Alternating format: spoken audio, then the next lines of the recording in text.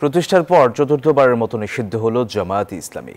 পাকিস্তান আমলে দুইবার নিষিদ্ধের পর ৭৫ পরবর্তী রাজনৈতিক পরিক্রমায় স্বাধীন বাংলাদেশে সক্রিয় হয়েছিল সংগঠনটি।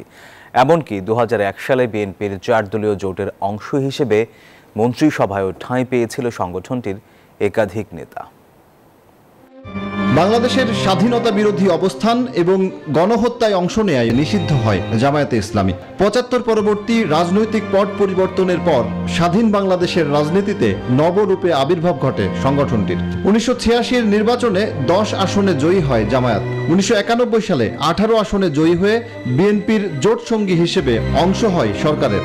এ সময়ই দেশের বিভিন্ন শিক্ষা প্রতিষ্ঠানেও সক্রিয় হয় জামায়াতের ছাত্র সংগঠনও। ১৯৯১ সালের পর শহীদ জননী জাহানারা ইমামের নেতৃত্বে জামায়াতের আমির আব্বাস আলী খান ও গোলাম আজমের বিচারের দাবিতে শুরু হয় তীব্র গণ আন্দোলন। ওই সময়েও বেশ চাপে পড়ে যুদ্ধাপরাধী দলটি। যুদ্ধাপরাধের অভিযোগ থাকলেও ২০০১ সালের বিএনপি নেতৃত্বাধীন সরকারে মন্ত্রীর দায়িত্ব পান দলটির দুই নেতা, যা বাংলাদেশের রাজনীতিতে জামায়াতে ইসলামীকে আরও শক্ত ভিত তৈরির সুযোগ করে দেয়। ২০১৩ সালে দলটির বেশ কয়েকজন নেতা ৭১-এর মানবতা বিরোধী অপরাধের মামলায় আটক হয়। পরে দলটির সেক্রেটারি জেনারেল ও আমির সহ কয়েকজনের ফাঁসি কার্যকর হলে বিপাকে পড়ে দলটি।